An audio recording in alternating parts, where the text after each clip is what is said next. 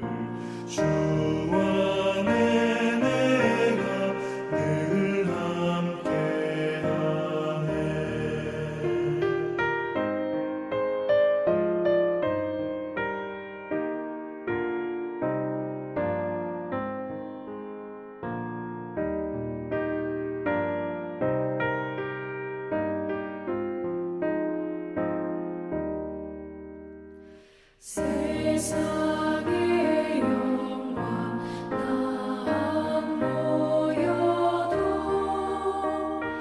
언제나 주님은 나의 기여. 주님만 내 맘에 계시오니 영원한 주님 참 귀하셔라. 영원한 주님 내 승리의 주, 하늘의 기쁨을 주옵소서.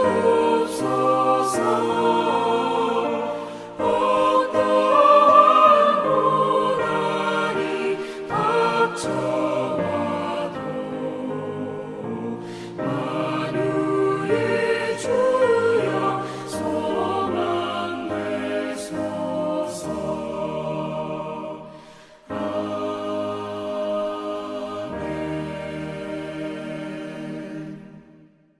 역대하 19장 1절부터 21절 말씀입니다. 역대하 19장 1절부터 11절 말씀입니다. 찾으셔서 한 절씩 교도하도록 하겠습니다. 19장 1절부터 11절 말씀 찾으셨으면 교도하겠습니다. 유다 왕 여호사밧이 평안히 예루살렘에 돌아와서 그의 궁으로 들어가니라.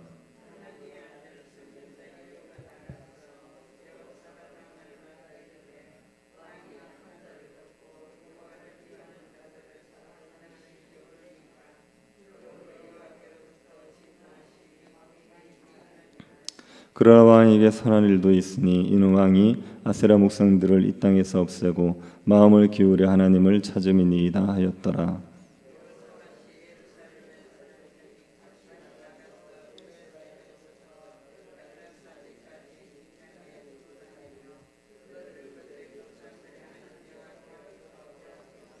또 유다 온 나라의 견고한 성읍에 재판관을 세우되 성읍마다 있게 하고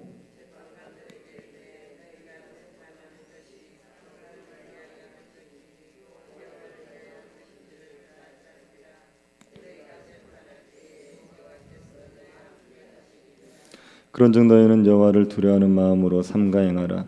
우리 하나님 여호와께서는 불의함도 없으시고 치우침도 없으시고 뇌물을 받는 일도 없으시니라 하니라.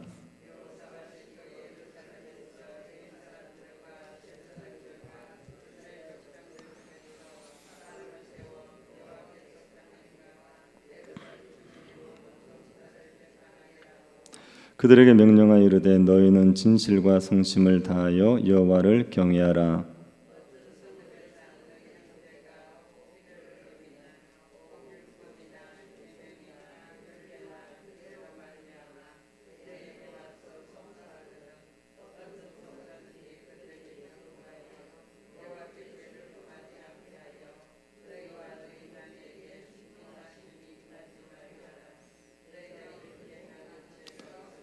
같이 보겠습니다. 여호와께 속한 모든 일에는 대제사장 아마랴가 너희를 다스리고 왕에게 속한 모든 일은 유다 지파의 어른 이스마엘의 아들 스바다가 다스리고 레위 사람들은 너희 앞에 관리가 되리라. 너희는 힘써 행하라. 여호와께서 선한 자와 함께 하실지로다 하니라. 아멘. 여호사밧은 경건한 왕이었습니다. 다윗의 처음 길로 행했던 왕이었고 아버지 아사의 길을 따랐던 왕이었습니다. 유다 역사에서 손에 꼽힐 정도로 경건한 왕이었습니다. 그런데 이 여호사밧도 잘못한 일이 있습니다. 그것은 아합과 동맹을 맺은 거지요. 아합의 딸을 며느리로 삼음으로 아합과 인척관계를 맺었습니다. 여호사밧은 아합과의 동맹이 유다를 부강하게 할 것이라고 생각했습니다. 하지만 아합과의 동맹은 유다를 위태롭게 만들었습니다. 여호사밧은 아합과 길라나못을 치기 위해서 전쟁을 하러 갔다가 죽을 뻔했습니다. 아합은 전쟁터에서 죽었습니다. 이스라엘은 뿔뿔이 흩어졌고 여호사밧도 예루살렘으로 돌아왔습니다. 여호사밧이 전쟁터에서 살아서 무사히 예루살렘으로 돌아온 것은 하나님의 은혜입니다. 하나님께서 은혜를 베풀지 않으셨다면 여호사밧은 아람 지휘관들의 손에 목숨을 잃었을 겁니다. 하나님의 은혜로 여호사밧이 평안히 예루살렘으로 돌아왔지만 여호사밧은 선지자의 책망을 듣게 됩니다. 선지자 예후가 여호사밧을 책망했습니다. 예후 선지자는 하나니 선지자의 아들입니다. 하나니 선지자는 여호사밧의 아버지 아사 왕을 책망했던 왕입니다. 선지자입니다. 아사 왕은 북이스라엘 왕 바아사가 남유다를 치려고 할 때 하나님을 의지하지 않고 아람 왕을 의지했습니다. 그래서 하나니 선지자가 아사를 책망했습니다. 이 하나니 선지자의 아들이 예후 선지자입니다. 예후 선지자는 예루살렘으로 돌아오는 여호사밧을 맞으러 나가서 여호사밧을 향해 하나님의 말씀을 전합니다. 2절을 보시기 바랍니다. 하나니의 아들 선견자 예후가 나가서 여호사밧 왕을 맞아 이르되 왕이 약한 자를 돕고 여호와를 미워하는 자들을 사랑하는 것이 옳으니이까 그러므로 여호와께로부터 진노하심이 왕에게 임하리이다. 예후가 지적한 여호사밧의 죄는 악한 자를 도운 것입니다. 이 악한 자가 아합이지요. 아합은 여호와를 미워하는 자입니다. 그래서 악한 자입니다. 이런 악한 자를 여호사밧이 사랑했습니다. 여호사밧은 하나님을 사랑하는 자인데 하나님을 미워하는 아합을 사랑하여 도운 거죠. 이것은 하나님과의 관계보다 사람과의 관계를 더 중요하게 여긴 겁니다. 사람과 아무리 친분이 있더라도 사람과의 관계를 하나님 관계보다 더 중요하게 여겨서는 안 됩니다. 하나님을 미워하는 자를 사랑하여 돕는 것은 하나님 앞에서 죄가 됩니다. 예후는 여호사밧의 이 죄를 지적하고 하나님의 진노가 왕에게 임할 것이라 했습니다.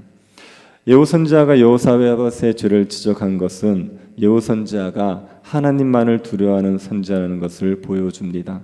전쟁에 나갔다가 패하고 돌아온 왕을 만나서 죄를 지적하고 하나님의 진노를 선포한다는 것이 쉽겠습니까? 왕이 불쾌해해서 왕의 진노를 살 수 있는 일이지요. 예후 선지자의 아버지 하나니 선지자가 왕의 진노를 샀었습니다.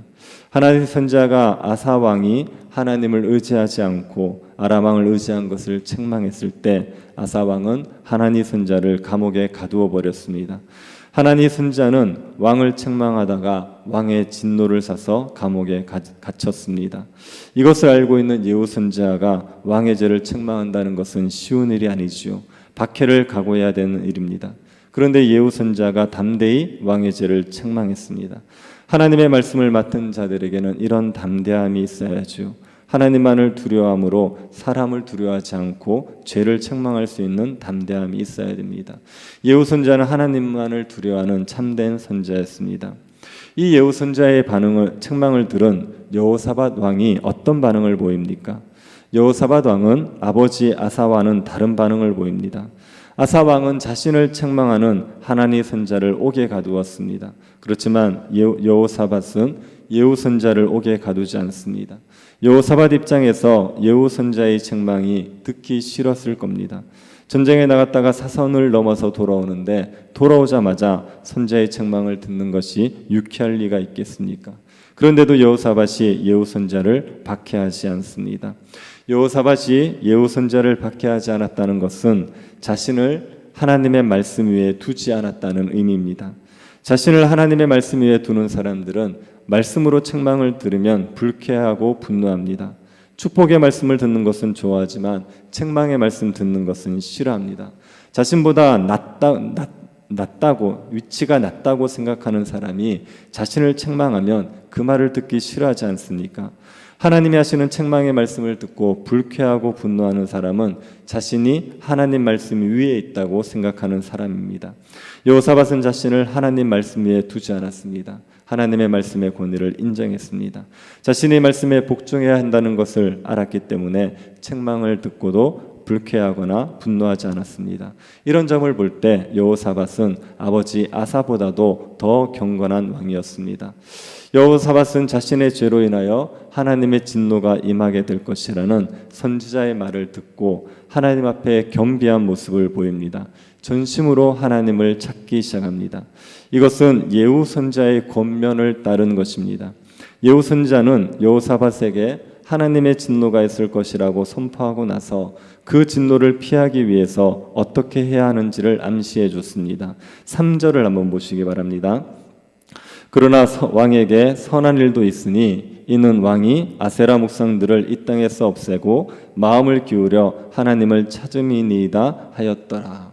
예후 선지자는 여호사밧이 우상을 없애고 전심으로 하나님을 찾았던 것을 상기시키죠. 여호사밧은 왕이 되고 나서 우상을 제거했습니다. 백성들에게 율법을 가르쳤습니다. 여호사밧이 전심으로 하나님을 찾았습니다. 예후가 이 사실을 상기시킵니다. 왜 이 사실을 상기시키겠습니까? 그때로 돌아가라는 거죠.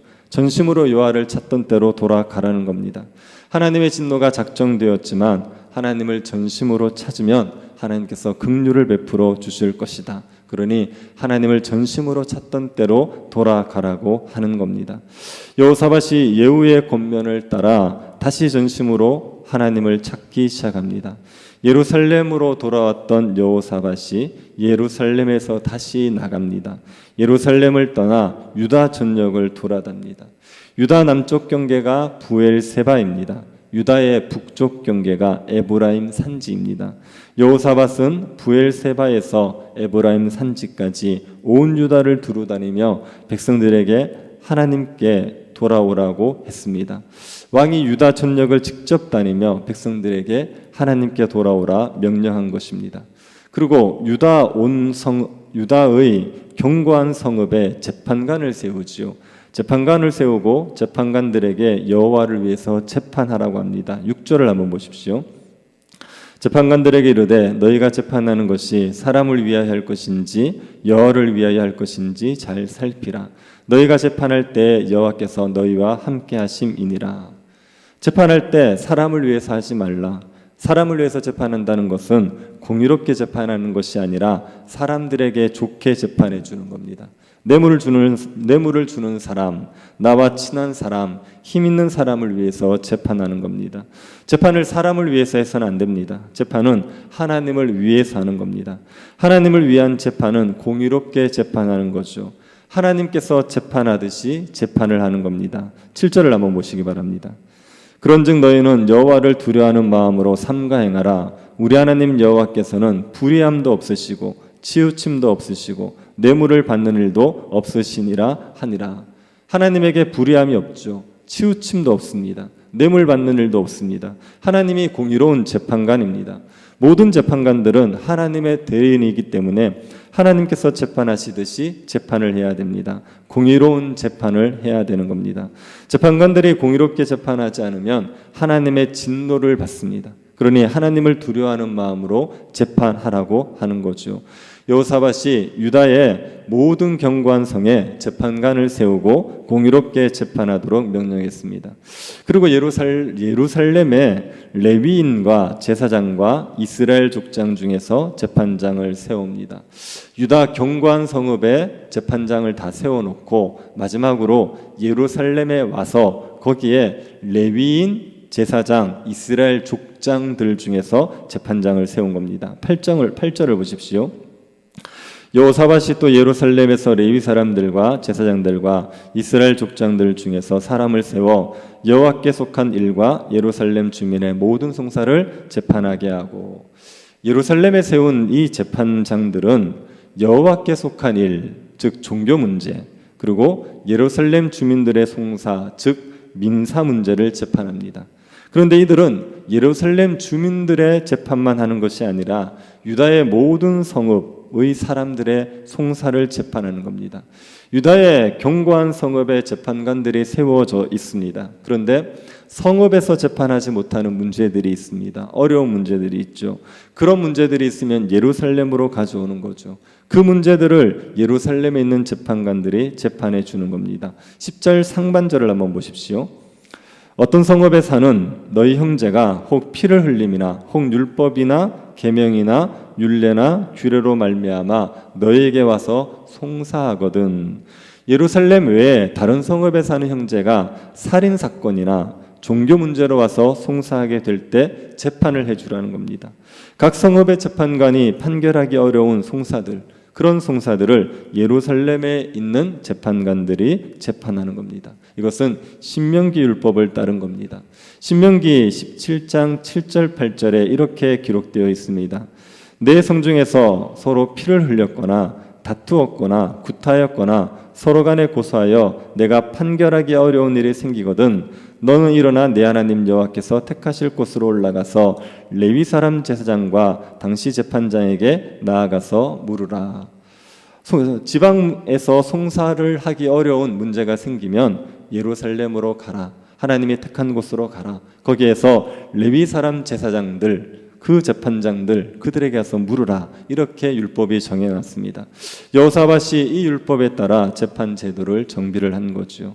그리고 여호와께 속한 모든 문제들, 즉 종교 문제는 대제사장 아마랴가 최종 판결을 하도록 했습니다. 왕에게 속한 문제들이 있습니다. 민사 문제, 이것은 유다 지파에 오르는 이스마엘의 아들 스바다가 최종 판결을 하도록 했습니다. 레위인들은 이들을 돕게 했죠. 이들에게 여호사밧은 공의로운 재판을 하도록 힘쓰라 합니다. 공의로운 재판을 하지 않으면 여호와께 죄가 됩니다. 그래서 진노를 당하죠. 그러니 공의로운 재판을 하길 힘쓰라고 합니다. 그렇게 하면 하나님께서 함께 하실 것이라고 얘기했습니다. 여호사밧은 아합을 돕는 악을 행했지만 선지자의 책망을 받고 나서는 다시 여호와를 전심으로 찾았습니다. 여호사밧은 유다에서 재판이 공의롭게 이루어지게 함으로 유다를 거룩하게 하길 힘썼습니다. 그렇게 유다를 거룩하게 하면 하나님께서 함께 하실 것을 확신했습니다. 이 여호사밧의 모습에서 우리는 교회가 하나님의 임재를 충만하게 누릴 수 있는 방법을 배울 수 있습니다. 교회가 하나님의 임재를 충만하게 누리는 방법은 세상에 힘 있는 자들과 함께하는 것이 아니라 공의를 행하기를 힘쓰는 겁니다. 하나님의 공의가 교회 가운데 이루어지기를 힘쓰는 겁니다. 교회에도 여러 가지 일들이 있지 않습니까? 교회 지도자들은 교회 일들을 공의롭게 치리할 수 있어야 됩니다. 교회에서 억울하게 피해를 보거나 고통받는 사람들이 없도록 해야 되죠. 교회의 모든 성도들이 하나님의 법에 순종하여 서로 사랑할 수 있도록 교회를 공의롭게 다스려야 됩니다. 그러면 하나님의 임재를 충만히 누리는 교회가 될 수가 있습니다. 교회가 죄를 지어서 하나님의 임재가 교회에서 떠날 때가 있습니다. 교회에 아무런 하나님의 역사가 일어나지 않을 때가 있습니다. 그럴 때 하나님께서 말씀으로 책망해 주십니다. 그 죄에서 돌아서서 말씀에 순종하라 그렇게 책망해 주십니다.